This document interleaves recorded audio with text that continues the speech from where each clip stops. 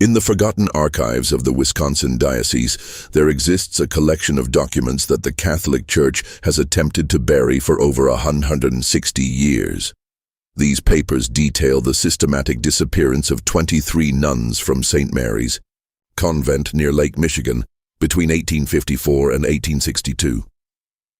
Church officials have dismissed these records as administrative errors and misinterpretations, but the testimony of 3 separate diocesan inspectors, along with a cache of private correspondence recently discovered in a sealed wall cavity during renovations, tells a story so horrific that even hardened historians have questioned whether such evil could truly exist within hallowed walls.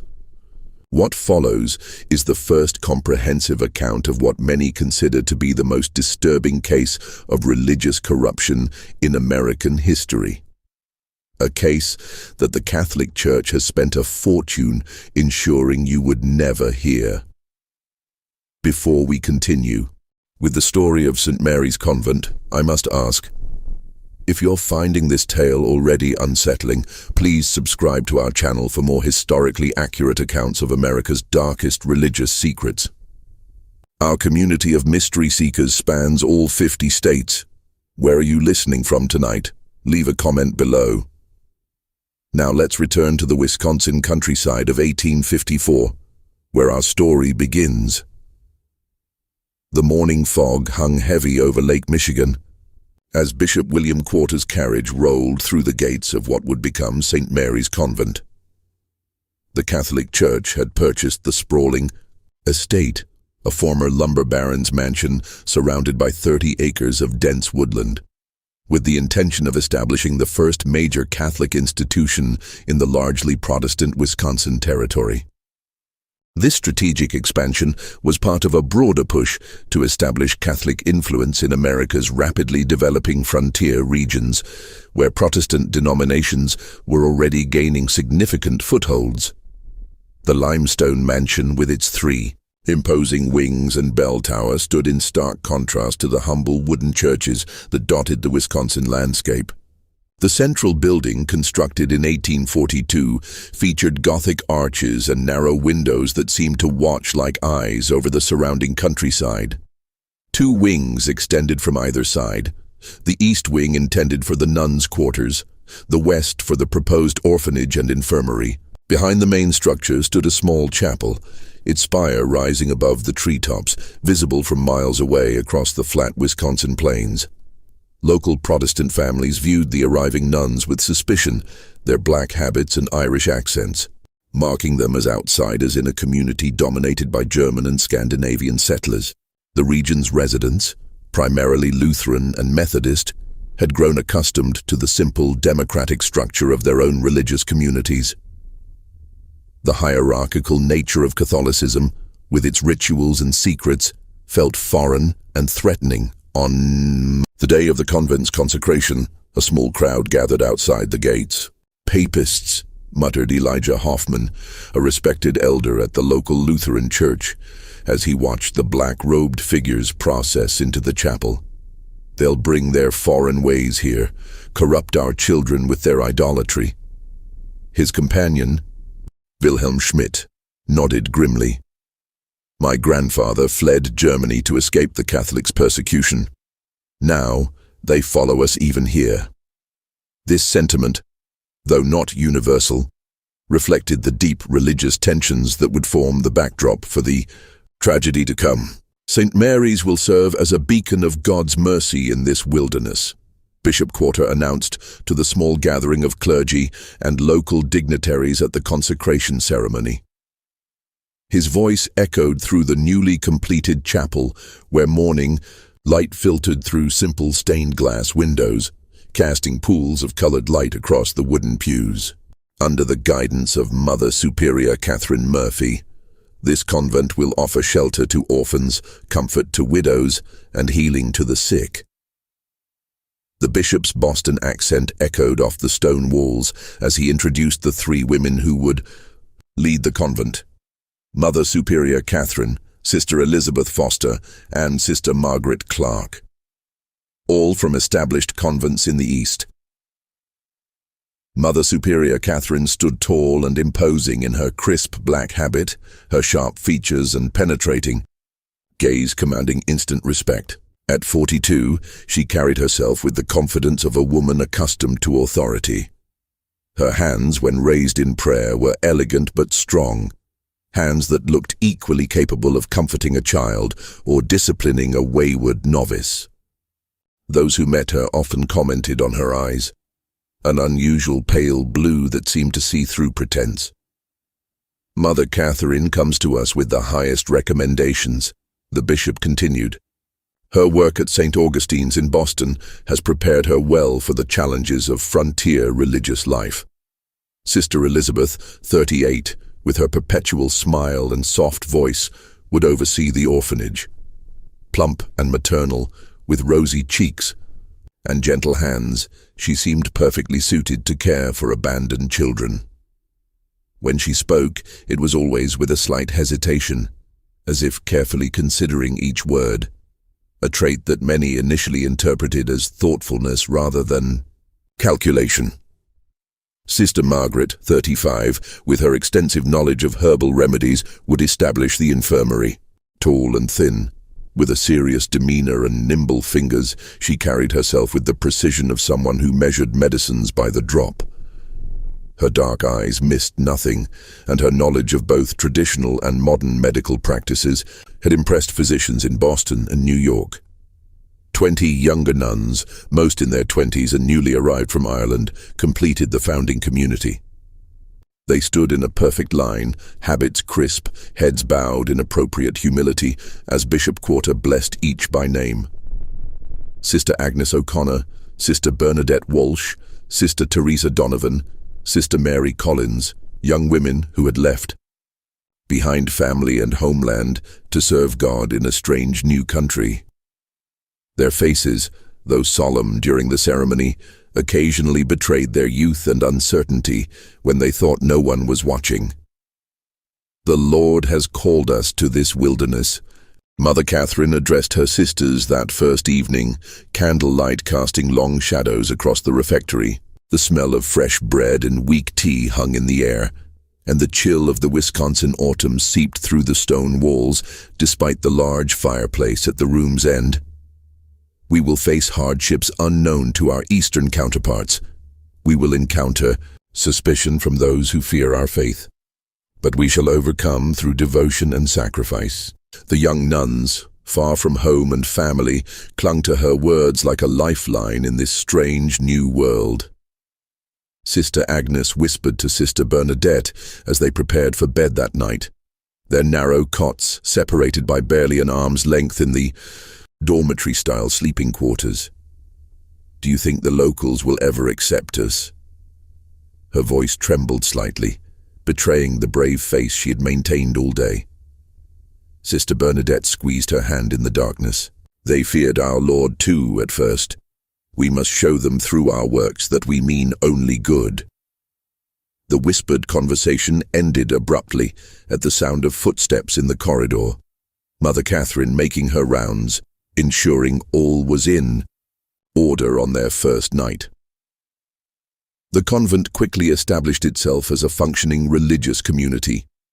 The daily rhythm of prayers began with matins at 3 a.m., the bells toll cutting through the pre-dawn darkness, summoning sleepy nuns from warm beds to cold chapel floors. The distinctive drone of Latin chants filled the chapel 7 times daily, from those early morning prayers through to compline at 9 p.m. The sound became as much a part of the local landscape as the wind through the pines or the distant lowing of cattle. Between prayers, the nuns operated a small orphanage for abandoned children, tended the sick in a modest infirmary, and maintained extensive vegetable gardens. Their days followed a strict schedule: prayer, work, simple meals, brief recreation, more prayer. A rhythm designed to focus the mind on God and service rather than individual comfort or desire. By the winter of 1854, the orphanage housed 12 children, mostly the offspring of Irish immigrant laborers who had died in railway or lumber accidents. Sister Elizabeth oversaw their care with apparent tenderness, teaching basic letters and numbers alongside Catholic doctrine. On Sundays, local families would sometimes visit after Mass, bringing small treats for the children and occasionally inquiring about adoption. Sister Margaret's infirmary began modestly but quickly gained respect among local families. Her knowledge of traditional remedies, poultices for inflammation, herbal teas for fevers, special compresses for chest ailments, proved effective, especially during the harsh Wisconsin winter when doctor visits required dangerous travel through snow-choked roads. Their self-sufficiency impressed even the most skeptical neighbors, and gradually the local attitude shifted from suspicion to grudging respect. "They keep to themselves, but they do good work," admitted Elijah Hoffman grudgingly to his congregation after Sister Margaret had successfully treated his grandson's persistent cough. "Their ways are not our ways, but perhaps there is room for different paths to heaven in this big country." Sister Agnes O'Connor, at 23, was among the youngest nuns at St. Mary's. Her letters home to Ireland, preserved in the Dublin Diocesan Archive, provide a rare glimpse into the early days of the convent. Her careful penmanship filled pages with observations about her new life, though close readers might note the gradually changing tone as months passed. "The work is harder than I ever imagined," she wrote in December 1854, the paper bearing smudges, suggesting tears had fallen as she wrote. "My hands are raw from washing linens in ice-cold water, and the chapel stones feel like ice beneath our knees during morning prayers. But Mother Catherine assures us that our sacrifices please God. Sister Elizabeth has been particularly kind, helping me adjust to this strange country. She brings me extra blankets on the coldest nights and has shown such patience in teaching me the proper care of the orphans. Sister Margaret's remedies saved us during a fever that swept through the orphanage last month." She continued, "The children burned with such heat, we feared we would lose them all, but her tincture of willow bark and honey brought down their temperatures. I believe we are doing God's work, though I confess I still cry myself to sleep some nights, missing the green hills of home. What these letters do not reveal, what Sister Agnes herself might not have fully comprehended, were the subtle changes already taking place within St. Mary's walls. Mother Catherine's leadership style, initially merely strict, had begun to shift toward the autocratic. Minor infractions of convent rules, previously addressed with gentle correction, now resulted in increasingly severe penances. Sister Josephine Brady's hands shook as she attempted to darn a tear in her habit one evening in January 1855. Having accidentally broken silence during afternoon prayers with a sudden cough, she had been assigned to kneel on dried peas while reciting the entire rosary, a penance that left her knees bleeding and swollen. Sister Mary Collins helped her thread the needle, their eyes meeting in a moment of silent sympathy. "Do not draw attention to her weakness." Mother Catherine's voice cut through the quiet workroom, causing both women to startle. She had entered silently, a skill that increasingly unsettled the younger nuns. "Sister Josephine must learn that. Discipline is the cornerstone of devotion. Each of you would do well to remember that." By the spring of 1855, St. Mary's had gained a reputation for exceptional charity. When a measles epidemic swept through the nearby lumber camps, Sister Margaret's infirmary treated dozens of workers, regardless of their faith. The convent began, receiving modest donations from grateful families, and even Protestant ministers acknowledged the good work being done behind those limestone walls. What no one outside the convent realized was that life inside St. Mary's was changing in subtle, disturbing ways. The communal meals had become increasingly silent affairs, with nuns keeping their eyes fixed on their bowls of thin soup or plates of plain bread. The recreation hour, once filled with quiet conversation and occasional laughter, grew tense and muted. Young women who had crossed an ocean together, bonded by shared purpose and faith, now moved like shadows, careful not to draw attention. The first strange occurrence came in April 1855, when Sister Agnes failed to appear for morning prayers. Her absence was immediately noticed. One empty place in the chapel where 20 nuns should stand in perfect formation. The other sisters exchanged quick, concerned glances as Mother Catherine entered, her expression unreadable in the dim candlelight. "Sister Agnes has been called to assist at our mission in Minnesota," Mother Catherine announced to the bewildered community at breakfast, her tone brooking no questions. Her departure was sudden, as such callings often are. "We shall all pray for her success in this new endeavor." Sister Bernadette's spoon clattered against her bowl. "But Mother, she said nothing to me. And we—" She fell silent as Mother Catherine's pale eyes fixed on her face. "Are you suggesting, Sister Bernadette, that a bride of Christ requires permission from her fellows rather than her superiors before answering God's call?" The question hung in the air like frost. "No, Mother." "Forgive me." Sister Bernadette lowered her eyes to her cooling porridge. No one had seen Sister Agnes pack or leave, and she had mentioned nothing of a transfer in her letters home.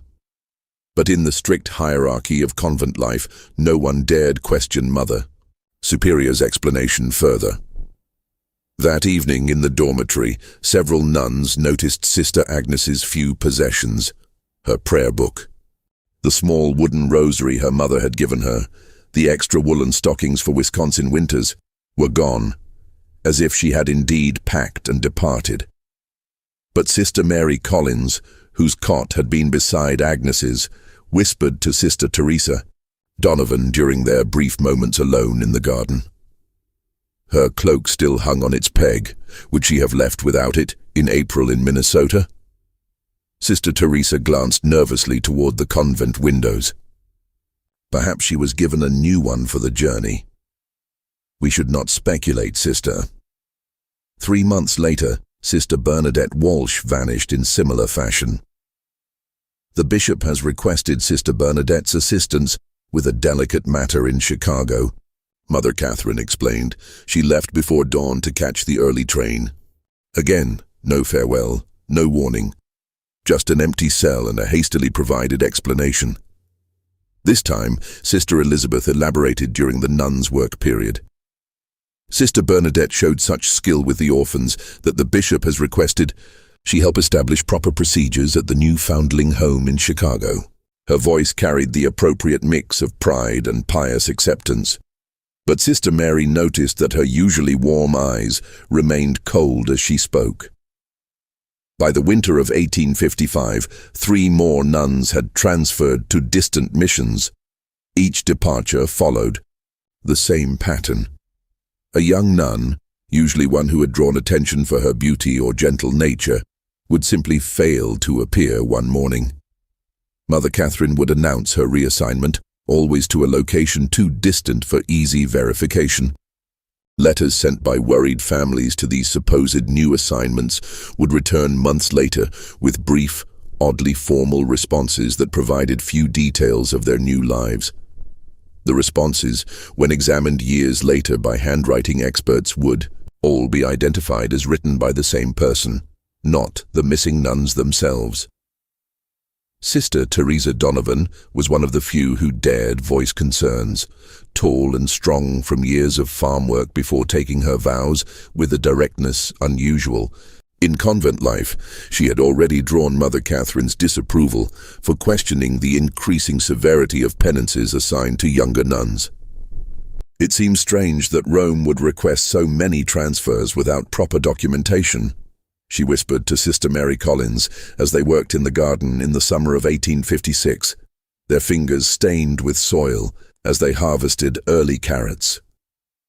The garden had expanded that year, with a new section dedicated to medicinal herbs that Sister Margaret tended personally behind a high fence that none but she and Mother Catherine could enter.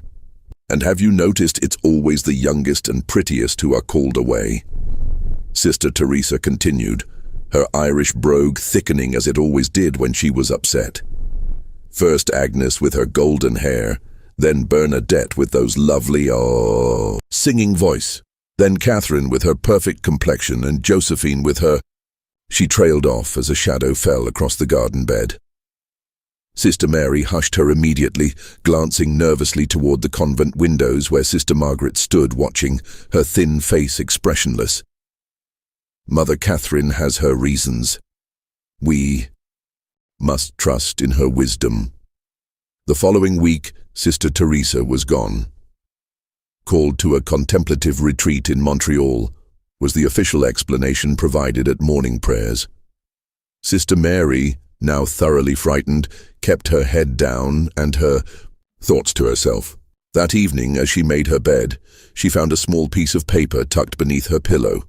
A page torn from Sister Teresa's prayer book with a hastily scrawled message in the margin.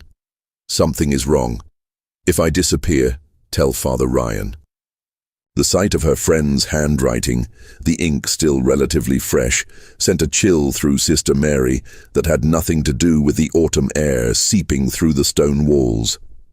By 1857, the pattern had become impossible to ignore within the convent walls. Of the original 20 junior nuns, only 12 remained.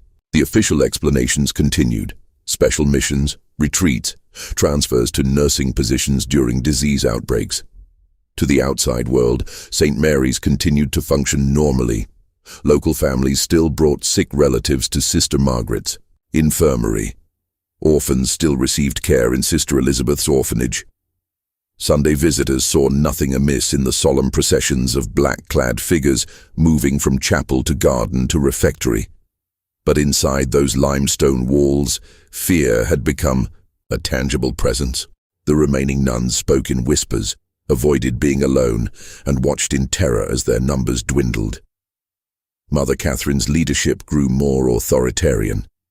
Minor infractions of convent rules resulted in severe penances, days of fasting, nights spent in prayer on cold stone floors, public confessions of increasingly intimate sins.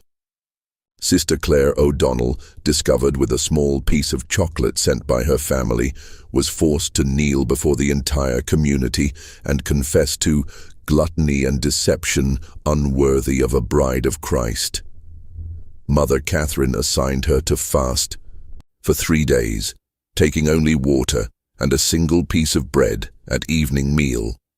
When Sister Claire fainted during chapel prayers on the second day, it was Sister Margaret who revived her with smelling salts. Her thin lips curved in what some later described as a smile. One unusually cold night in January 1858, Sister Mary Collins awoke to muffled sounds from the cell next to hers. Through the thin wall, she could hear Sister Rebecca Murphy sobbing, then a sharp whisper she recognized as Mother Catherine's voice. "You will come with us now. Make any noise, and you'll regret it." The sound of shuffling feet followed, then silence. Sister Mary lay frozen in her narrow bed, heart pounding so loudly she feared it would betray her wakefulness. The floorboards in the corridor creaked. 1, 2, 3 sets of footsteps moving away from Sister Rebecca's cell. Then a sound that would haunt Sister Mary's dreams for years to come. A muffled cry, quickly silenced, followed by what sounded like a body being dragged rather than walking of its own accord. The next morning, Mother Catherine announced that Sister Rebecca had been called to serve at a frontier mission in the Dakota Territory. The native children there require instruction, and Sister Rebecca's patience with the orphans has prepared her well for this holy task. Mother Catherine's pale eyes swept the refectory, lingering momentarily on Sister Mary. We shall miss her gentle presence, but rejoice in God's purpose for her talents. Sister Mary, shaking with fear, managed to maintain her composure through morning prayers. Her rosary beads clicked between trembling fingers as she mouthed the familiar prayers, her mind racing with terrible possibilities. What had happened to Sister Rebecca? What had happened to all the others? That afternoon, while sweeping the corridor outside Mother Catherine's office, she overheard a disturbing conversation. The heavy oak door was not quite closed, and voices carried clearly to where Sister Mary stood, dust brush suddenly motionless in her hand. "The doctor says this one will fetch a higher price." Sister Elizabeth's usually gentle voice had taken on a cold, calculating tone that Sister Mary would not have recognized had she not been listening at that very door. "He says men pay extra for the innocent ones." "We need to be more careful with the timing," Sister Margaret replied, the sound of glass clinking suggesting she was organizing her medicines as she spoke. 3 in 1 month raises questions. The bishop's secretary mentioned it in his last letter. "The bishop is easily managed." Mother Catherine's dismissive laugh sent chills down Sister Mary's spine. "Another donation to his cathedral fund, and his questions will disappear. Besides, we've established the pattern well enough. No one questions nuns being sent to frontier missions or succumbing to illness during their charitable work." "What about the Collins girl?" Sister Margaret asked, her voice dropping lower. "She watches too closely. I've seen her listening at doors." A moment of silence followed, during which Sister Mary's heart nearly stopped. "We'll wait," Mother Catherine finally replied. "She's too plain to fetch much, and she has that correspondence with her brother in the seminary. Disappearing too many at once attracts attention. Rebecca will keep the doctor's clients satisfied for now."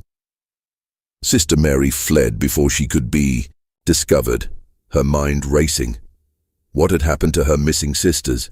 What terrible fate had befallen Sister Rebecca just last night? And who was this doctor they mentioned? The pieces began to fall into terrible place in her mind. The missing nuns, always the youngest and most attractive. The strange visits from well-dressed benefactors who toured the convent with Mother Catherine. The unexplained sounds, sometimes, heard from the locked north wing at night.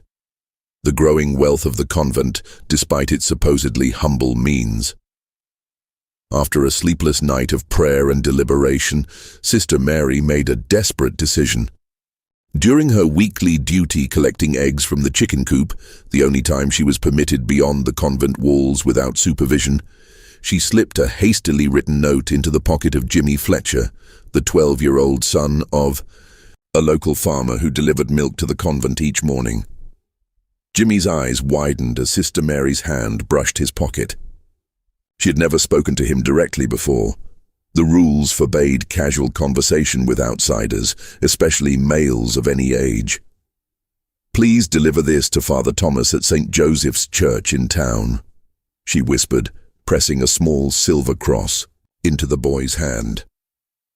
The cross had been her confirmation gift, the only item of value she possessed. "Tell no one else. Lives depend on it." The boy nodded solemnly, his freckled face serious beyond his years. "Yes, sister, I promise." The note, which has been preserved in diocesan records, read simply, "Something evil happens at St. Mary's. Nuns disappearing, not sent away as claimed. I fear for my life. Please send help. Sister Mary Collins." Father Thomas Ryan, the young Irish priest who received the note, had always harbored reservations about Mother Catherine. During his monthly visits to offer Mass at the convent, he had noticed the dwindling number of nuns and found Mother Catherine's explanations vague and inconsistent. But as a mere parish priest, he had limited authority to question a Mother Superior. Father Ryan paced his small study, the worn floorboards creaking beneath his feet as he read and reread Sister Mary's desperate message. The silver cross lay heavy in his palm. He recognized it as the type given to young women at confirmation, not something a nun would part with lightly. The urgency of the message, combined with his own growing concerns, demanded action. But what action could he take against a Mother Superior, especially one as well connected as Catherine Murphy? Rather than confronting Mother Catherine directly, Father Ryan traveled to Milwaukee to speak with his superior, Bishop John Henney. Journey took a full day by horseback, the late winter roads alternating between ice and mud. He arrived at the bishop's residence with his cassock spattered and his resolve firm. Bishop Henny received him in a comfortably appointed study, far warmer and more luxurious than Father Ryan's humble parish house. Construction of Milwaukee's new St. John's Cathedral dominated the conversation initially, the bishop proudly showing architectural drawings and discussing funding with animation. "It will be the finest cathedral west of New York," Bishop Henny declared, his German accent still pronounced despite decades in America. "A proper monument to our faith in this Protestant wilderness." Father Ryan nodded appropriately, waiting for an opening to introduce his concerns. When the bishop finally asked about his parish, the young priest carefully laid out his observations. The dwindling number of nuns at St. Mary's, the inconsistent explanations, and finally the desperate note from Sister Mary. The bishop's expression changed as Father Ryan spoke, his initial warmth giving way to a careful neutrality. "These are serious accusations, Father," he said, setting aside the silver cross without examining it closely. "Mother Catherine has explained each transfer to my satisfaction. But Your Excellency, 8 nuns have disappeared in less than 3 years, Father Ryan pressed. "No documentation has been provided for these transfers. No one has received consistent correspondence from these women after they supposedly left. The frontier missions require educated women," the bishop replied, with finality, rising from his chair to indicate the meeting was concluding. "I'll not have you spreading rumors that could damage the Church's reputation in this Protestant region. Mother Catherine has been most generous in supporting our cathedral building fund. Her spiritual leadership is beyond reproach." As the bishop ushered him out, he added with a note of warning, "Focus on your parish duties, Father Ryan. Leave the administration of convents to those appointed by God for that purpose." Father Ryan left the bishop's office discouraged but not deterred.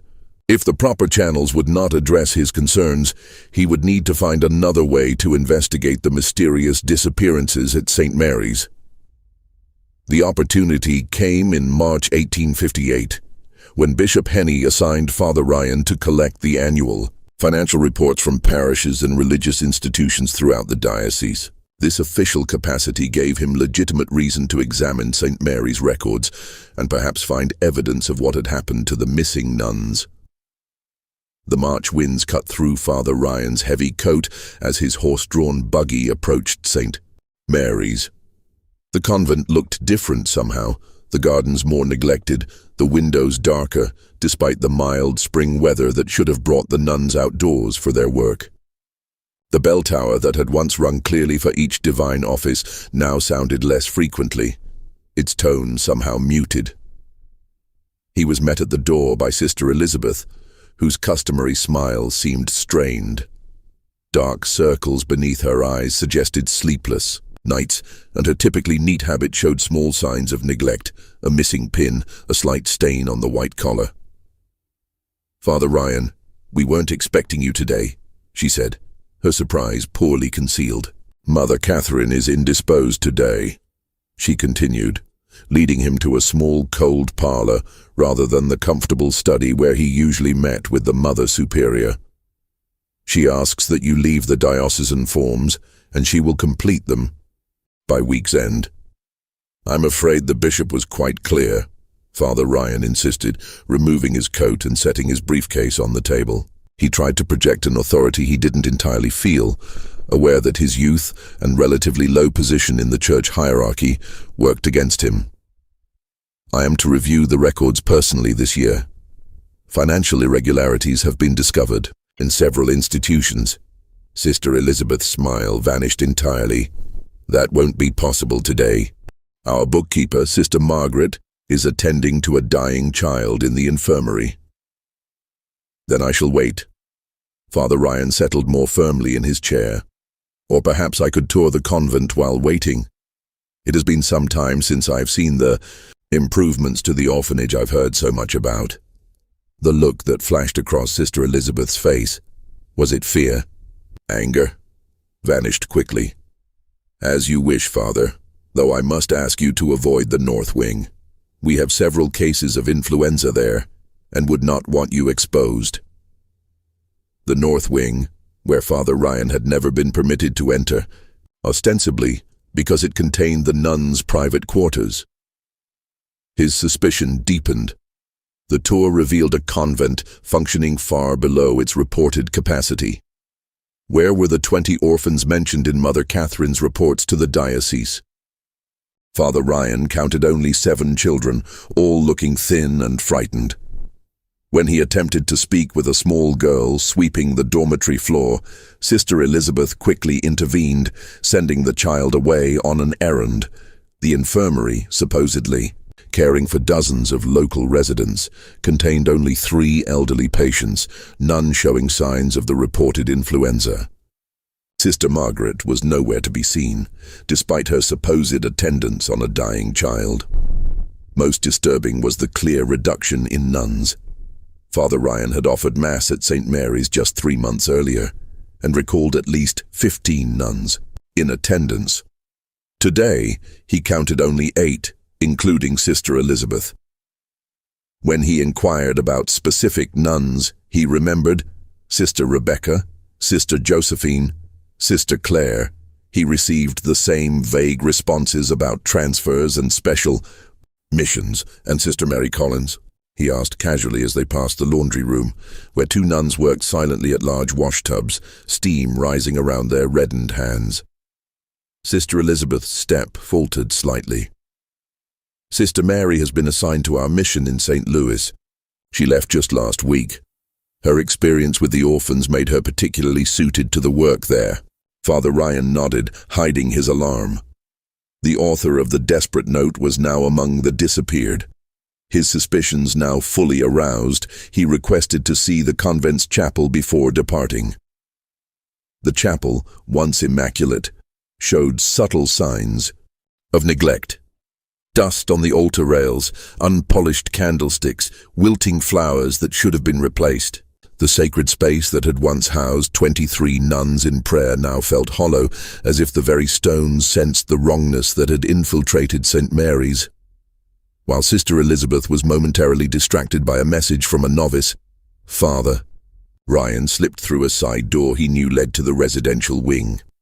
The corridor was eerily silent for mid-afternoon. Many of the cells stood empty, personal items gone, as if their occupants had indeed departed.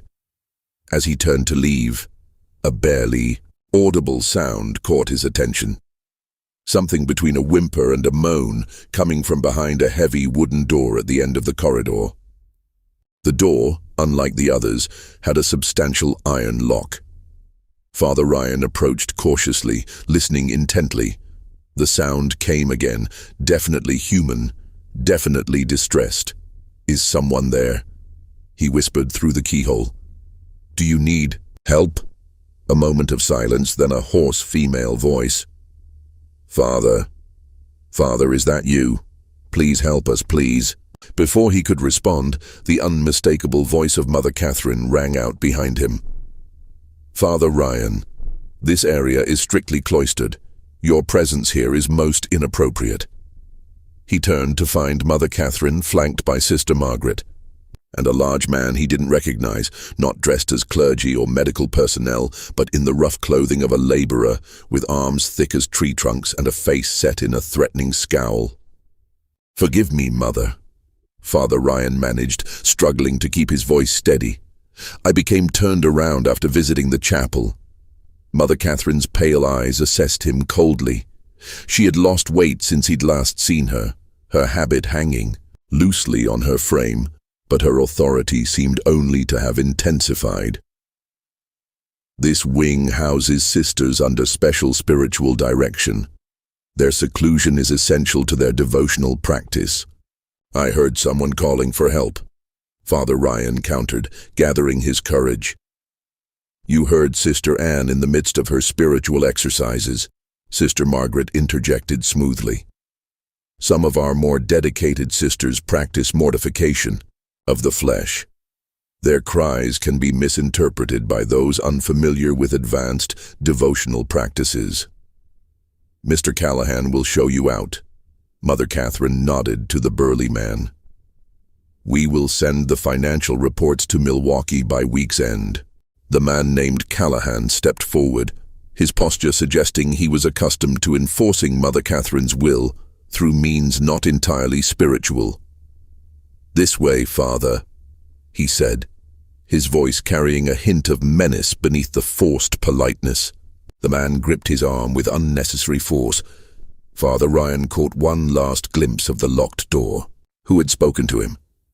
What did she mean by us? How many women were being held behind that door? The moment his buggy cleared the convent gates, Father Ryan whipped his horse into a gallop, his mind racing faster than the animal's hooves.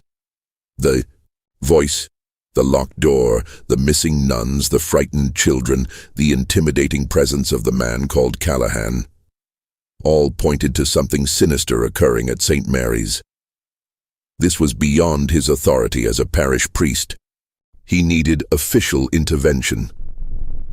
Bypassing Bishop Henney, whom he now suspected of either complicity or willful ignorance, Father Ryan sent an urgent telegram to Archbishop John Hughes in New York. Grave concerns regarding St. Mary's Convent, Wisconsin. Suspicious disappearances of multiple nuns, evidence of imprisonment, possible danger to remaining sisters. Request immediate diocesan investigation. Local bishop unresponsive. Father Thomas Ryan, St. Joseph's Parish. If you're feeling a chill down your spine as our story unfolds, you're not alone. Our community of mystery seekers often reports physical reactions to these dark historical accounts. Take a moment to like this video and share it with someone who appreciates true historical mysteries. Your engagement helps us continue uncovering America's hidden secrets. Now, as we return to 1858, a storm is brewing over St. Mary's Convent that will reveal horrors beyond imagination. Archbishop Hughes, known for his no-nonsense approach to diocesan management, responded swiftly. Rather than alerting Bishop Henney, he dispatched his personal secretary, Monsignor Patrick Kelly, to conduct a surprise inspection of St. Mary's. Monsignor Kelly arrived unannounced at the convent gates on April 17, 1858, accompanied by Father Ryan and two senior priests from neighboring parishes. The spring day dawned clear and mild, the kind of day that typically filled Wisconsin farmers with hope for the coming planting season. But as the clerical party approached St. Mary's, a sense of foreboding seemed to hang over the limestone buildings. Ravens circled the bell tower, their harsh cries breaking the morning stillness. The reception they received spoke volumes. Mother Catherine, usually composed and commanding, appeared flustered by their arrival. Her pale face flushed with what might have been anger or fear as she recognized Monsignor Kelly's official robes and the sealed documents he carried. The convent itself seemed in disarray, with nuns scurrying about in what appeared to be panicked activity. Through an open window, Father Ryan glimpsed two young nuns hastily carrying armfuls of papers toward the kitchen, where the large cast-iron stove burned regardless of the season's warmth. The acrid smell of burning paper drifted through the courtyard. "This is most irregular, Monsignor," Mother Catherine protested as the clerical party entered the main hall. Her voice, usually controlled and melodious, had taken on a brittle edge. "We have protocols for official visitations. Bishop Henney always sends word weeks in advance, which is precisely why Archbishop Hughes instructed me to forego such notification," Monsignor Kelly replied coolly. In his 50s, with silver hair and the weathered face of a man who had seen both war and peace, the Monsignor projected an authority that even Mother Catherine seemed unable to challenge directly. "I have here a letter bearing the Archbishop's seal, authorizing a complete inspection of this institution, its records, and all its residents. I trust you will cooperate fully." Mother Catherine's eyes darted briefly to Sister Margaret, who stood half hidden in a doorway, her thin face unreadable. Some silent communication seemed to pass between them before Mother Catherine turned back. To Monsignor Kelly with a forced smile. "Of course, Monsignor. St. Mary's has nothing to hide. However, I must insist that you respect the enclosure of our cloistered sisters. Some are engaged in spiritual exercises that must not be interrupted. My authority extends to all areas of this convent, Mother Catherine," Monsignor Kelly replied, unfolding the Archbishop's letter and holding it before her. "No exceptions." What followed was a day-long investigation that would later be described, in Monsignor Kelly's 40-page report, as unveiling a tableau of horrors unprecedented in the modern church. The inspection team split up, with Father Ryan leading Monsignor Kelly directly to the locked door in the residential wing, while the other priests began interviewing the visible nuns and examining financial records. As they approached the north wing, they encountered Sister Elizabeth blocking the corridor, her usually pleasant face set in uncharacteristic determination. "Mother Catherine has forbidden entrance to this area, Monsignor. We have sisters in spiritual retreat." "Sister Elizabeth," Monsignor Kelly said gently but firmly, "I speak with the authority of Archbishop Hughes. Open the door, or I shall be forced to consider you in violation of your vow of obedience." Sister Elizabeth's composure cracked slightly. "You don't understand what you're doing," she whispered, her voice suddenly desperate. "He will be most displeased." "He?" Father Ryan questioned. "Do you mean Bishop Henny?" Sister Elizabeth merely shook her head, eyes darting nervously toward the windows as if expecting someone to appear. After a moment's hesitation, she stepped aside. The locked door, when finally opened under threat of ecclesiastical censure, revealed a shocking scene. 5 nuns, including the missing Sister Rebecca, were confined in what had once been a storage room. The space, perhaps 15 feet square, contained only a chamber pot in the corner and thin pallets on the floor. The single high window had been boarded over, leaving the room in near darkness, save for the light now streaming through the open door. The women were pale, malnourished, and showed signs of physical abuse. Their habits were torn and soiled, their faces gaunt with hunger and fear. One, later identified as Sister Josephine Brady, was heavily pregnant, her swollen belly incongruous against her thin limbs. The stench of unwashed bodies and human waste was overwhelming. Father Ryan turned aside momentarily, fighting nausea, while Monsignor Kelly crossed himself in horror. "In the name of all that's holy," the Monsignor whispered, "what has happened here?" Sister Rebecca, once robust and quick to smile, now a skeletal figure with hollow eyes, struggled to her feet. "Father Ryan," she managed, her voice cracked from disuse or screaming, "you came back." "They're preparing us," she whispered as Father Ryan helped her to a chair hastily brought from the corridor. "For the doctor. For the house in Chicago." "What doctor?"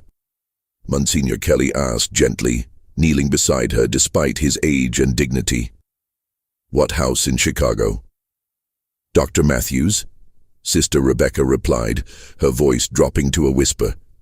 "He comes to examine us, to see which ones are suitable." She closed her eyes, trembling. "The men pay more for nuns, for brides of Christ. That's what Mother Catherine tells them." While Father Ryan and Monsignor Kelly attended to the imprisoned nuns, ensuring they received water, food, and medical attention, the other priests made equally disturbing discoveries elsewhere in the convent. In Sister Margaret's private quarters, accessible only through a hidden door in the infirmary, they found shelves lined with suspicious medicines, laudanum, chloroform, and other substances typically used for rendering patients unconscious. A leather-bound journal detailed treatments administered to various nuns, with clinical notes about their responses and suitability for transportation. Simultaneously, the priests examining the financial records discovered alarming discrepancies. While the convent reported minimal income from donations and manual work, its accounts showed regular, substantial deposits, far more money than a frontier convent could legitimately earn. Most disturbing were coded entries referring to packages delivered and special commissions completed, each corresponding to the disappearance of a nun. Transferred Sister Agnes O'Connor, 4 May 1855, commission $400, read one entry. Package delivered to Chicago establishment, condition excellent. Another more disturbing, Sister Teresa Donovan, unsuitable for transfer due to resistance, terminated November 1856, no commission. As the investigation deepened, a pattern of horrific abuse and exploitation emerged. Through patient questioning of the traumatized nuns, Monsignor Kelly pieced together the truth. Mother Catherine, Sister Elizabeth, and Sister Margaret were not legitimate religious leaders at all, but impostors who had infiltrated the Catholic system years earlier. Sister Claire O'Donnell, one of the rescued nuns, provided crucial testimony once she felt safe enough to speak. "I overheard them one night," she whispered, clutching a blanket around her shoulders despite the room's warmth. Mother Catherine was arguing with Sister Margaret about their past. She called her Catherine, said they'd come too far to risk exposure now, that they'd changed identities before and could do it again if necessary. The real Mother Catherine Murphy had died shortly after arriving in Wisconsin, poisoned, according to testimony from Sister Margaret's former assistant in the infirmary. She added something to Mother Catherine's evening tea, the young nun testified. The original Mother Catherine began vomiting blood that very night. Sister Margaret diagnosed it as consumption and isolated her. None of us were permitted to attend her in her final days. The 3 senior nuns had then systematically taken control of the convent, establishing connections with a network of so-called houses of charity across the Midwest that were, in reality, brothels catering to wealthy clients with specific preferences. Young nuns who caught their attention, particularly those noted for their beauty, innocence, or gentle nature, were prepared for a terrible fate. First came isolation through increasingly severe penances for fabricated infractions. Then drugging, often with laudanum from Sister Margaret's medical supplies.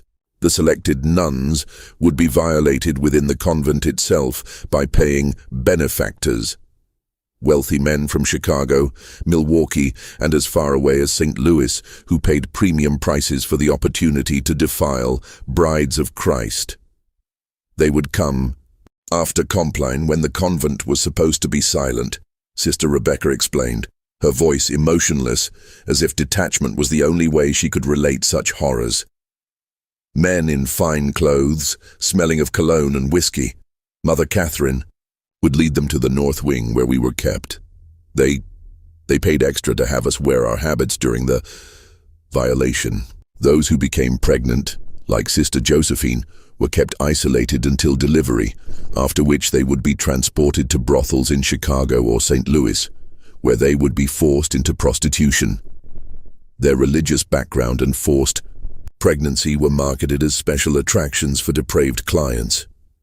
Many died within years from disease or abuse. Sister Margaret examined us regularly, Sister Rebecca continued. She kept records of our monthly cycles. If we missed our bleeding, she would laugh and tell Mother Catherine we'd be especially valuable now. The men paid more for those carrying children. The orphanage served as both cover and additional source of victims. Older girls approaching puberty would suddenly be adopted by generous benefactors, in reality sold to the same network of brothels. Boys were indeed placed with families, but as unpaid farm laborers, with Mother Catherine collecting substantial placement fees.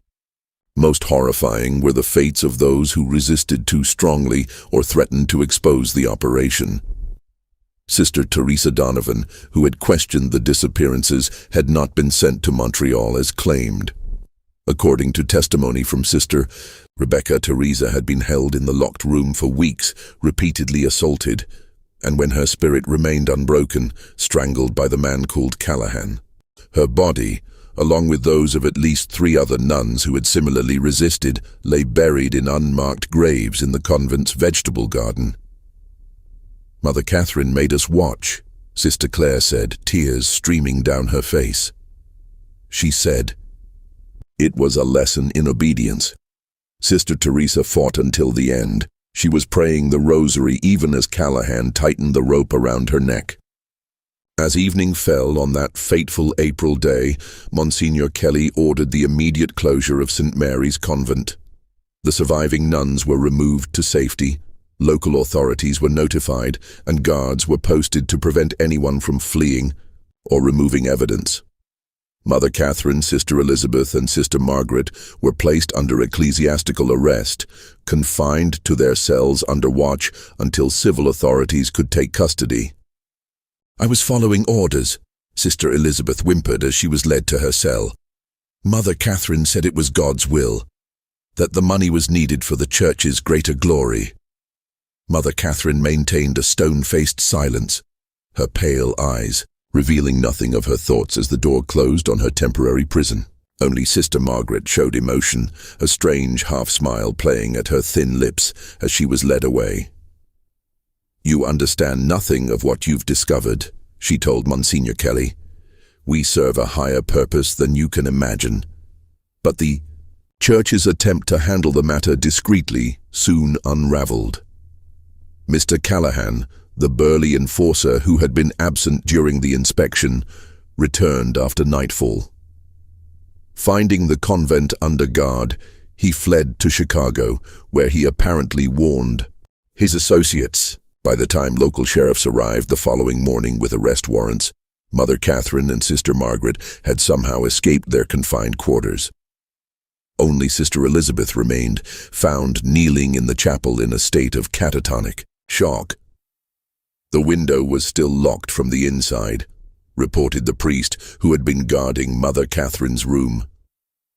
"The door showed no signs of forced exit. It's as if she vanished into thin air."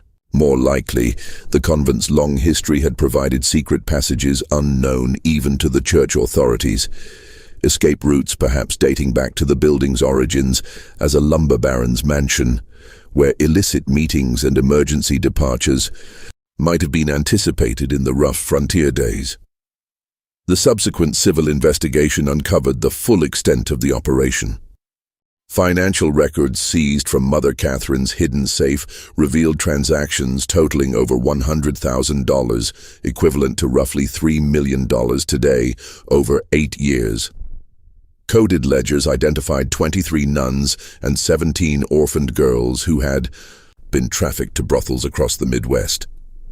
Correspondence with business partners in Chicago, St. Louis, and even New Orleans detailed the specialized services offered and the premium prices commanded. "A genuine sister of charity, untouched before our establishment, minimum $300, read one letter to a Chicago brothel owner. Special requests, habit, religious implements, additional $50 per session. Pregnant sisters command $500 for exclusive patrons."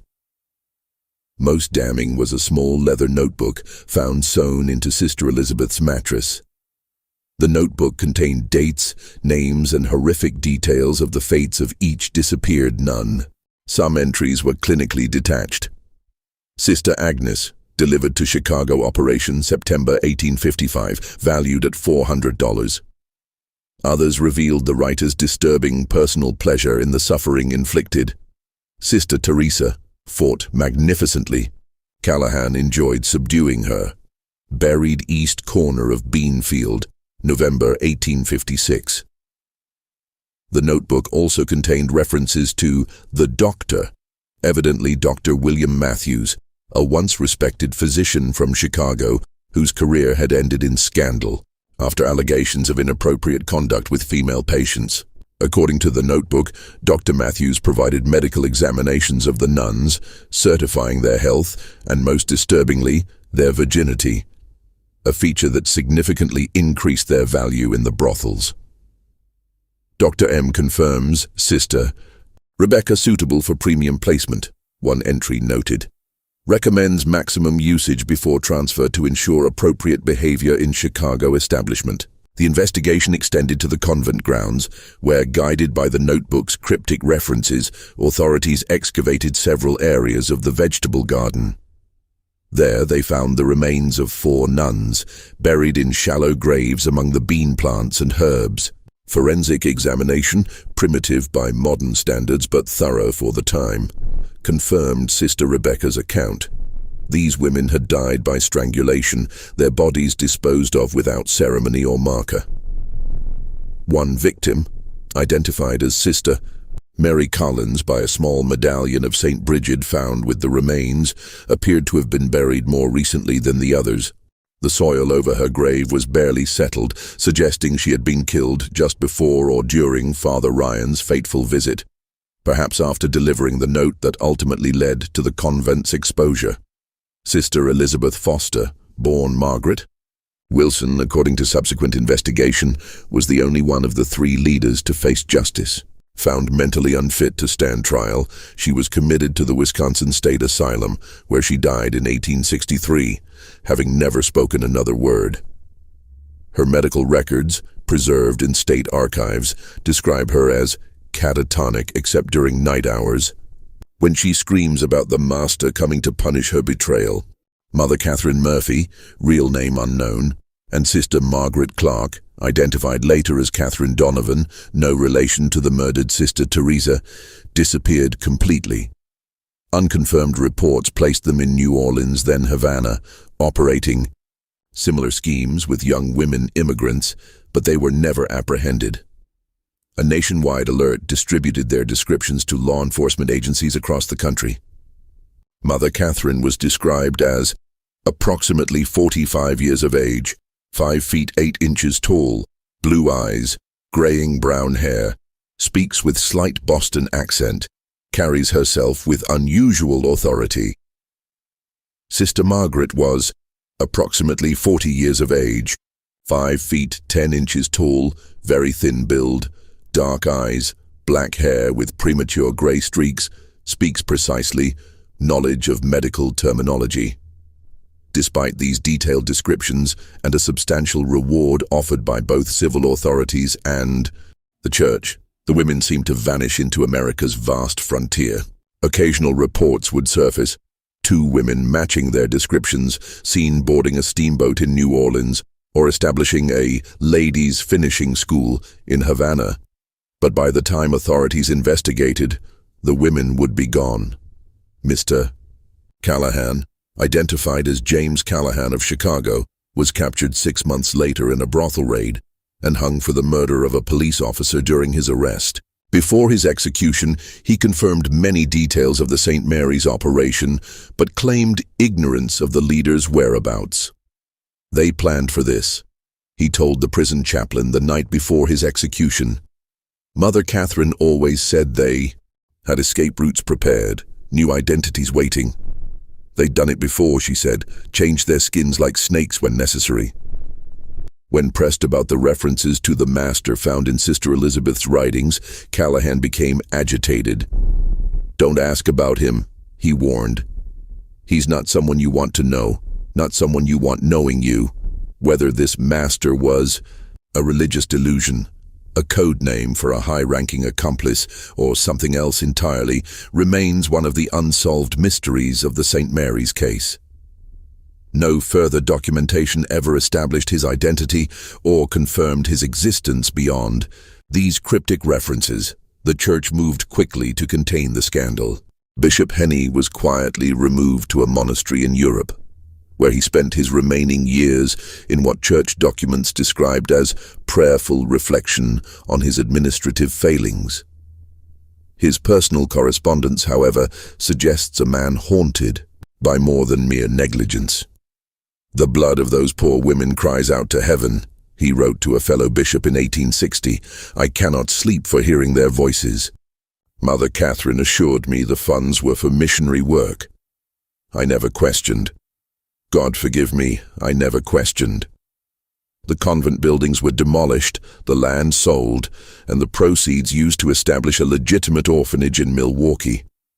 No mention was made in official church communications of the bodies discovered on the grounds or the crimes committed within those walls. The site was deconsecrated in a private ceremony attended only by Monsignor Kelly and Archbishop Hughes, with no public announcement. The surviving nuns were dispersed to convents across the country, each required to sign confidentiality agreements that would excommunicate them if they ever spoke of what had occurred at St. Mary's. Most lived out their lives in silent obedience, their trauma unaddressed, their suffering unacknowledged. Sister Josephine Brady gave birth to a daughter 2 months after her rescue. Despite her pleas to keep the child, church authorities placed the infant with a Catholic family in Pennsylvania, with strict instructions that the circumstances of her birth remain secret. This separation compounded Sister Josephine's trauma, and historical records indicate she died by suicide in 1861, leaving behind a letter that read simply, "I cannot forget. I cannot forgive. Not them, not the church, not myself. May God have mercy on us all." Sister Rebecca Murphy became an unlikely voice for reform within the church. Rejecting the imposed silence, she left religious life and, using the name Rachel Martin to avoid church censure, published an anonymous account titled The Dark Convent in 1865. Though the book was denounced by Catholic authorities as Protestant propaganda and quickly suppressed, surviving copies reveal a detailed account that aligns precisely with the official investigation records. In the book's conclusion, she wrote, "What happened at St. Mary's was not merely the work of 3 evil women who infiltrated holy orders. It was enabled by a system that values silence over truth, institution over individual, reputation over justice. Until the church confronts this fundamental flaw, there will be other St. Mary's, other victims, other crimes hidden behind sacred walls." The suppression of the Dark Convent was swift and nearly complete. Church authorities purchased and destroyed every copy they could locate. Catholic newspapers denounced it as anti-Catholic fiction and scurrilous propaganda. Protestant publishers, while initially eager to promote a work that confirmed their suspicions about Catholic institutions, became wary of legal action and ceased printing the book after its first run. Rachel Martin herself disappeared from public record after 1866.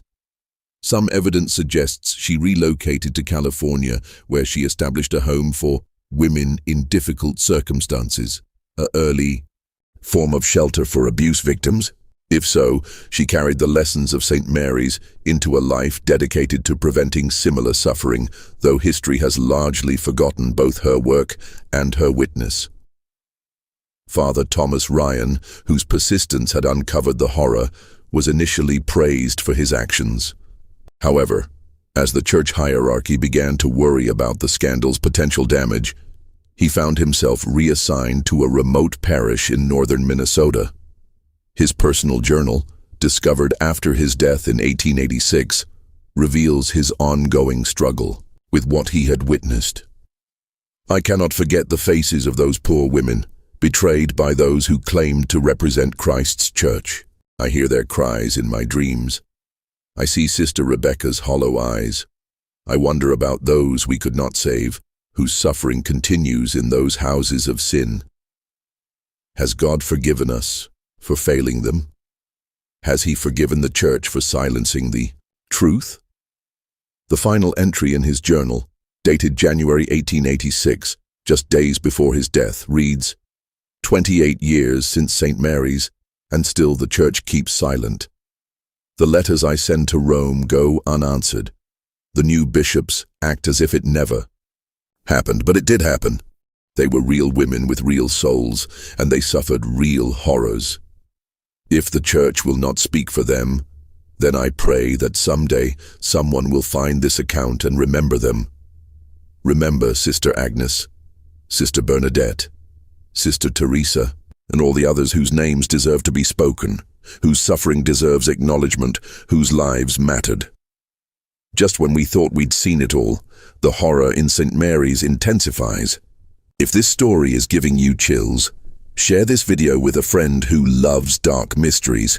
Hit that like button to support our content, and don't forget to subscribe to never miss stories like this.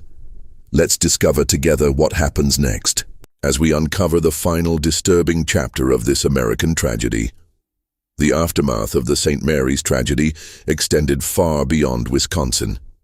The operation's exposure led to increased scrutiny of Catholic institutions throughout the Midwest, with diocesan inspectors conducting surprise visits to convents, orphanages, and schools. Several smaller operations were uncovered, none as extensive or horrific as St. Mary's, but enough to suggest that Catherine Murphy and her associates had created a template that others had followed. In Chicago, police raids on 3 houses of charity in late 1858 freed 9 former nuns and 13 young women who had been living as prostitutes under various forms of coercion. The rescued women's testimonies described a system virtually identical to what had been uncovered at St. Mary's. Religious authorities used as cover for sexual exploitation, with wealthy clients paying premium prices for the opportunity to violate women perceived as pure or sacred. One survivor, identified in police records only as ML, provided testimony that directly linked her captivity to St. Mary's. I was transferred from Wisconsin in 1856. Mother Catherine herself delivered me to Madame Rousseau's establishment in Chicago, telling me that if I ever attempted to escape, both the church and the law would punish me as a fallen woman. For nearly 2 years, I believed her. The brothel owners arrested in these raids implicated several prominent Chicago businessmen and politicians as both clients and investors in the operation. Ledgers seized during the raids contained the names of judges, bank presidents, and even 2 state legislators who had paid for sessions with former nuns. However, the cases mysteriously collapsed before reaching trial, with witnesses recanting or disappearing, evidence being lost, and judges issuing unusual procedural rulings that effectively ended the prosecutions. The Chicago Tribune of November 1858 noted this suspicious pattern. It appears that justice in our fair city extends only to those without powerful friends. The men whose names appeared in the brothel ledgers walk free, while the women they victimized remain scandalized and without recourse. In St. Louis, investigations into similar operations were even more aggressively suppressed. Monsignor Kelly, who had led the original inspection of St. Mary's, traveled there in 1859 to follow leads suggesting that as many as 7 of the missing St. Mary's nuns had been transported to brothels in that city. Within days of his arrival, he was severely beaten by unknown assailants and warned to return to New York. Though he survived the attack, Archbishop Hughes recalled him immediately, ending that line of investigation. Monsignor Kelly's private correspondence with Archbishop Hughes, unsealed in the New York Diocesan Archives in 1950, reveals his frustration. I believe we have uncovered merely the visible portion of a much larger evil. The tentacles of this operation extend into the highest levels of society, and perhaps even the church itself. I fear that powerful forces have determined that this matter shall proceed no further. The most profound consequences fell upon the survivors. The 12 nuns rescued from St. Mary's faced challenges that the church was ill-equipped to address. Those who had not been physically abused still bore psychological scars from years of living in fear, witnessing the disappearance of their sisters, and in some cases being forced to participate in the abuse of others under threat of punishment. Sister Claire O'Donnell, who had been forced to help restrain Sister Teresa during her murder, developed what modern psychiatry would recognize as severe post-traumatic stress disorder. Transferred to a convent in Philadelphia, she was repeatedly disciplined for screaming during the night and speaking inappropriately about her experiences at St. Mary's. Church records indicate she eventually abandoned religious life and was briefly institutionalized before disappearing from historical record entirely. The 5 women rescued from the locked room, Sisters Rebecca Murphy, Josephine Brady, Claire O'Donnell, Maria Fitzpatrick, and Anne Sullivan, had experienced the worst of the abuse. Their subsequent fates reflect the inadequate response to trauma in the 19th century, particularly within religious institutions that prioritize silence and forgiveness over healing and justice. Sister Josephine's tragic end has already been noted, her suicide following the forced separation from her child. Sister Maria Fitzpatrick remained within the church, but was described by her superiors as unstable and prone to hysterical episodes. She spent her remaining years in a contemplative order that required minimal interaction with others, dying in 1870 of what was recorded as nervous exhaustion. Sister Anne Sullivan, however, channeled her trauma into advocacy. Working within the constraints of her vows and the Church's desire for silence, she quietly established informal support networks for nuns who had suffered abuse. Her correspondence, discovered in the archives of her Boston convent after her death in 1899, reveals a woman determined to prevent future St. Mary's while maintaining her faith in the Church's ultimate goodness, despite its human failings. We must distinguish between the divine institution and its flawed human stewards, she wrote to a fellow survivor in 1875. What happened to us was not God's will, but human evil cloaking itself in sacred garments. Our task now is to ensure that the garments cannot so easily be stolen again. The most haunting questions surrounding the St. Mary's case involve the total number of victims. The official church investigation acknowledged 23 nuns and 17 orphaned girls who were confirmed as trafficked or murdered. However, Sister Elizabeth's notebook contained references to rural acquisitions. Young women who were apparently abducted from isolated farms and settlements, never reported missing due to the frontier's transient nature, and fed into the same trafficking network. Local newspaper archives from the period contain scattered reports of young women vanishing from communities within a 50-mile radius of St. Mary's, domestic servants who supposedly returned east, farm daughters who allegedly married and moved west, young widows who were said to have sought new opportunities in the cities. How many of these disappearances were connected to the St. Mary's operation remains unknown. An entry in Sister Elizabeth's notebook, dated October 1857, suggests the scope. Rural acquisitions this year, 14. Superior quality, primarily Scandinavian. Special commission from New Orleans fulfilled. Equally disturbing is the fate of the disappeared nuns who were never accounted for. Of the 23 who vanished from St. Mary's between 1854 and 1858, only 9 were definitively located. 4 confirmed murdered and buried on the grounds, 5 rescued from brothels in subsequent raids. What became of the other 14 women? Records suggest they were sold to more distant operations in New Orleans, San Francisco, and possibly even overseas. Despite periodic efforts by individual church investigators, their ultimate fates remain unknown. A partial answer came in 1872, when a Catholic missionary in San Francisco reported encountering a woman in a waterfront brothel who claimed to have once been Sister Catherine Walsh of St. Mary's Convent in Wisconsin. By the time church authorities followed up on this report, the woman had died of typhoid fever, her body buried in an unmarked pauper's grave. Whether she was indeed one of the missing nuns cannot be confirmed, but the missionary's detailed description of her account aligns precisely with the known facts of the St. Mary's case. The most enduring mystery surrounds Mother Catherine Murphy and Sister Margaret Clark, the architects of the entire operation. How had they originally infiltrated legitimate religious orders? Historical research suggests that Catherine Donovan, the real identity of Sister Margaret, had briefly entered a convent in Ireland before being expelled for unspecified moral failings. She apparently traveled to America in the 1840s, where she likely met her future accomplice. Together, they developed a scheme to use the rapid expansion of Catholic institutions in frontier America as cover for their criminal enterprise.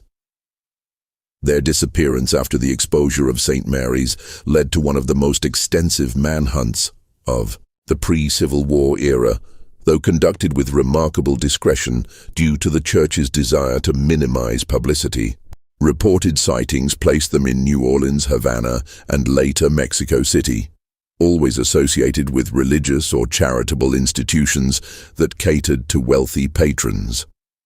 The last credible report, from a former Chicago police detective hired by the New York Diocese to track them, placed both women in Veracruz, Mexico in 1863, operating a finishing school for young ladies that the detective described as bearing all the hallmarks of their previous enterprise.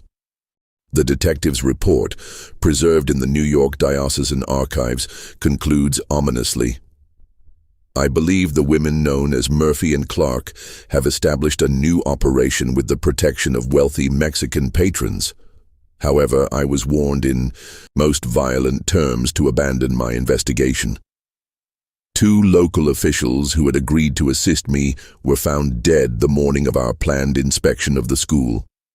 I can only conclude that these women enjoy protection at the highest levels of society." The legacy of St. Mary's extends beyond the immediate tragedy. The case contributed to a deepening of anti-Catholic sentiment in America during the 1850s and 1860s, with Protestant publications citing it, often in sensationalized form, as evidence of Catholic moral corruption. This in turn led to Catholic communities becoming more insular and defensive, reinforcing the very culture of secrecy that had enabled the abuse. More significantly, the St. Mary's case established a pattern of institutional response to abuse that would be repeated for generations. Initial investigation, limited accountability focused primarily on direct perpetrators, protection of higher authorities who enabled through negligence or complicity, relocation of survivors to ensure their silence, and ultimately, a return to institutional normalcy with minimal structural reform. Archbishop Hughes, in private correspondence with Vatican officials that remained sealed until 1975, acknowledged this systemic failure while defending the Church's handling of the case. "We have removed the immediate cause of scandal and provided for the care of the victims. However, I must express my concern that our system of oversight contains fundamental flaws that permitted such horror to continue unchecked for years. I recommend a complete review of how we select and monitor those in positions of authority within our institutions." His recommendations, however prescient, appear to have been quietly filed away rather than implemented. The Church's preference for handling such matters internally and discreetly would persist well into the modern era.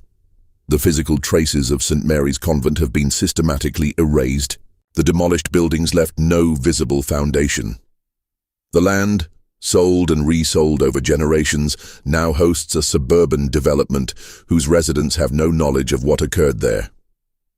Church archives relating to the case were heavily redacted during the early 20th century, with the most damning documents sealed or destroyed.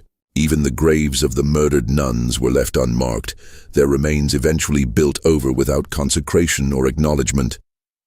Yet the story persists through scattered documents, personal journals, newspaper archives, and oral histories, passed down through generations of Wisconsin Catholic families. These fragments, when assembled, reveal not just the horror of what occurred at St. Mary's, but the larger systemic failures that made it possible, the dangers of unquestioned authority, the vulnerability of isolated communities, and the human capacity for both extraordinary evil and extraordinary courage in confronting it. Father Thomas Ryan, whose determination brought the horrors to light, wrote in his final journal entry a plea that resonates across the centuries. Remember them. Remember that they lived, that they suffered, and that their suffering mattered. In uncovering their story, however incompletely, we honor that request and perhaps learn something essential about institutional power, human vulnerability, and the constant vigilance required to protect the innocent from those who would exploit sacred trust for profane purposes. The Wisconsin Historical Society maintains a small collection of materials related to St. Mary's Convent, accessible only to credentialed researchers. Among these materials is a water-damaged letter, apparently written by Sister Anne Sullivan in 1880, addressed to the adult daughter of Sister Josephine Brady, the child conceived in captivity and adopted away at birth. The letter was never sent, as Sister Anne could not locate the young woman, but its closing lines serve as a fitting epitaph for this dark chapter in American religious history. Should you ever learn of your origins, know this: your mother was not shamed, but brave. The evil done at St. Mary's was not of God or genuine faith, but of human cruelty, wearing sacred garments. The true convent was not the limestone building that housed such horrors, but the community of women who sustained each other through them, who whispered prayers and held hands in darkness, who remembered each other's names when all else was taken, who believed in salvation even when God seemed absent. That is the legacy I wish to leave you, not the story of our suffering but of our endurance. This mystery shows us that the darkest evils often hide behind the most sacred facades, and that institutional silence can perpetuate suffering long after the initial crimes. What do you think of this story? Do you believe everything was revealed, or are there still secrets buried in Wisconsin soil? Leave your comment below. If you enjoyed this tale and want more horror stories like this, subscribe, hit the notification bell, and share with someone who loves mysteries. See you in the next video. The case of St. Mary's Convent ultimately became a watershed moment in American religious history, though one deliberately obscured from public memory. The systematic investigation following the initial exposure revealed networks of corruption extending far beyond Wisconsin's borders, implicating church officials, businessmen, and politicians across the Midwest. Though the church attempted to characterize the horror as the isolated actions of 3 impostors who had infiltrated their ranks, internal documents later leaked by conscience-stricken diocesan officials told a different story. Bishop Henney had received at least 7 letters between 1855 and 1858 expressing concerns about disappearances and financial irregularities at St. Mary's. Each complaint was followed by a substantial special donation from Mother Catherine to the bishop's cathedral building fund, after which the complaints were filed away without action. The leaked correspondence included a particularly damning exchange from 1856, in which a junior priest reported to Bishop Henney that a local farmer had found a blood-stained nun's habit in the woods near St. Mary's. The bishop's response directed the priest to return the garment to Mother Catherine with our compliments, and assure the farmer that theatrical performances at the convent sometimes employ red paint for dramatic effect. A donation of $500 to the cathedral fund followed 3 days later. Local historian Margaret Holloway, whose grandmother had been a domestic servant at a neighboring estate, recorded an oral history in 1932 that adds another disturbing layer to the story. Grandmother said people knew something was wrong at St. Mary's. On still nights, screams could be heard coming from the north wing. When neighbors inquired, they were told it was spiritual exercises or penitential prayers. No one questioned further because in those days, Catholic practices seemed foreign and mysterious to Protestant sensibilities. But grandmother said the local children would run past the convent grounds, afraid of the sad ladies in black who watched from the windows with empty eyes. In 1890, nearly 3 decades after the events, an elderly woman arrived at the Chicago office of the Pinkerton Detective Agency. She identified herself as Mary Callahan, sister of the executed James Callahan. She carried a leather portfolio containing documents she claimed her brother had hidden before his capture. correspondence between Mother Catherine and clients across the country, detailed financial records, and most disturbingly, a list of clerical and political figures who had either patronized or protected the operation. My brother was no innocent, Mary Callahan reportedly told the Pinkerton agent, her face lined with years of carrying the terrible knowledge. He did terrible things at that place, things he confessed to me before they hanged him. But he was a mere servant in this devil's work. Before he died, he told me where to find these papers. He said to keep them safe until the principal architects of this evil had gone to their judgment. Now that they're dead, the truth can be told without fear. The Pinkerton agent, a devout Catholic himself, was so disturbed by the documents that he delivered them not to his superiors, but directly to Cardinal James Gibbons in Baltimore. The cardinal acknowledged receipt of the portfolio in a brief letter to Mary Callahan, assuring her that appropriate actions would be taken. No public investigation followed, and the documents disappeared into church archives. "I have examined the materials you provided," Cardinal Gibbons wrote in his personal response to Mary Callahan, preserved in her family records. "While I share your horror at what they reveal, I must consider the damage that public exposure would cause to the faith of countless innocent Catholics. The primary malefactors have faced divine judgment. The victims have been called home to God's mercy. Perhaps the greatest service to both is to let this darkness remain buried, while ensuring such evil cannot take root again." Mary Callahan's subsequent attempts to bring the documents to public attention were consistently thwarted. Newspaper editors declined to publish her story, citing lack of evidence.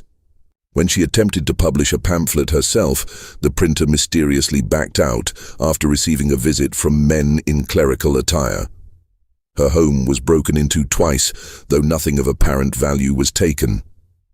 Finally, in 1892, she entrusted copies of the most significant documents to her nephew, with instructions to preserve them for future generations. In 1908, a fire in the Baltimore Archdiocesan Records Room destroyed numerous historical documents, including, reportedly, the entire Callahan portfolio. Church officials described the fire as an unfortunate accident, though former employees later claimed it had been suspiciously contained to specific document sections. Only the St. Mary's records and similar sensitive materials were destroyed, alleged Thomas Moran, a former diocesan archivist, in a deathbed statement recorded by his son in 1947. "I was instructed to ensure those specific documents were stored together against all proper archival practice. When the fire occurred, it consumed exactly those shelves and no others. Draw your own conclusions." The final confirmed chapter in the St. Mary's saga came in 1912, when workers renovating an abandoned mansion in Veracruz, Mexico, discovered a hidden room containing the mummified remains of 2 elderly women. Among their possessions were Catholic, religious items, forged identification documents in multiple names, and a substantial quantity of American and Mexican currency. Most telling was a small golden locket containing a miniature painted image of St. Mary's Convent as it had appeared. In the 1850s, the bodies were seated in chairs facing each other, reported La Verdad de Veracruz on March 12, 1912. They appeared to have died simultaneously, perhaps while taking their evening tea, which was found set out before them. The cups contained traces of a substance local physicians identified as a powerful poison derived from local flora. Whether this represented suicide or murder remains unknown. Mexican authorities, uncertain of the significance of their discovery, eventually released information to American newspapers. Several survivors of St. Mary's, by then elderly women themselves, identified personal items found with the bodies as belonging to Mother Catherine Murphy and Sister Margaret Clark. The women had apparently died sometime around 1880, living out their final years in wealthy seclusion, but never escaping the physical confines of their secrets. Most disturbing was a leather-bound journal found with the bodies. containing entries that suggested the women had continued their operations in Mexico for nearly 2 decades before their deaths. References to acquisitions, placements, and special clients mirrored the coded language used in the St. Mary's records. The journal's final entry, dated the apparent day of their deaths, contained a cryptic message. "He comes tonight. We have failed him for the last time." The identity of this him, whether a human accomplice or something more metaphysical, remains one of the enduring mysteries of the case. Some researchers have suggested connections to esoteric religious practices that emerged in certain wealthy circles during the late 19th century, while others propose more mundane explanations involving high-ranking patrons of their human trafficking operation. Investigations into the Veracruz mansion revealed further horrors. Beneath the garden, authorities discovered the remains of at least 12 young women buried over the course of 2 decades. Records in the mansion suggested these women had been lured from poor families with promises of domestic employment or religious training, only to meet fates similar to the nuns of St. Mary's. "The evil that began in Wisconsin did not end there," wrote the New York Times in a rare piece acknowledging the St. Mary's case. "It merely migrated south, like a cancer seeking new tissue to corrupt." One wonders how many other such operations may exist, undetected behind respectable facades. The American Catholic Church's response to the Veracruz discoveries was muted. A brief statement acknowledged that individuals formerly associated with a disbanded Wisconsin religious community had been identified among the deceased, but emphasized that these persons had been excommunicated and were operating without church sanction. No mention was made of the trafficking operation or its victims. Today, a small memorial garden stands in Milwaukee, established in 2010 by an anonymous donor, dedicated to the forgotten women of St. Mary's. No official church recognition accompanies the memorial, and no plaques list the names of the victims. Yet each spring, flowers appear mysteriously at the site. Left, some say, by descendants of Sister Mary Collins, whose courage in slipping a note to a farm boy ultimately brought the darkness into light. Amateur historians researching the case have faced unusual obstacles. Records disappear from archives just before scheduled research visits. Permission to access church documents is revoked without explanation. Several independent scholars report experiencing strange occurrences while pursuing the story, threatening phone calls, break-ins where only research materials were disturbed, even physical intimidation by unidentified men. "Someone still doesn't want this story told in full," concluded historian Rebecca Lawson in her 2003 article, "Buried Secrets: The Unfinished Investigation of St. Mary's Convent." Whether to protect the reputations of prominent families whose ancestors were implicated or to prevent damage to institutional credibility, powerful interests continue to obscure this dark chapter of American religious history. The Wisconsin countryside has long since reclaimed the land where St. Mary's once stood. New communities, new churches, new generations have risen, unaware of the horrors that once occurred beneath their soil. But on certain autumn nights when fog rolls in from Lake Michigan and the wind whispers through the trees, local residents sometimes report hearing faint sounds, what some describe as women's voices chanting evening prayers, others as muffled cries for help. Whether these are mere tricks of the wind or something more is a question each listener must answer for themselves. In 2018, during construction of a new housing development near the former convent grounds, workers uncovered a small metal box while excavating for a foundation. Inside was a rosary, a folded habit veil, and a handwritten list of names, 23 in total, with the simple inscription, "Remember us." County officials turned the items over to the diocesan archives, where they reportedly remain today, uncatalogued and inaccessible to researchers. The family of Jimmy Fletcher, the farm boy who delivered Sister Mary's desperate note to Father Ryan, preserved their own memorial to the St. Mary's victims. For 5 generations, they have maintained a small shelf in their farmhouse kitchen containing a silver cross, believed to be the very one Sister Mary gave Jimmy as payment for his courage. Beside it stands a handwritten list of the nuns' names, carefully copied from newspaper accounts and updated whenever new information came to light. Great-great-grandpa Jimmy said we should never forget those ladies. Current family patriarch Robert Fletcher told a local newspaper in 2020. He said sometimes the truth gets buried, but that doesn't make it any less true. Those women lived, they suffered, they mattered. What remains undeniable is that between 1854 and 1862, in the supposedly sacred confines of a Wisconsin convent, human evil reached extraordinary depths.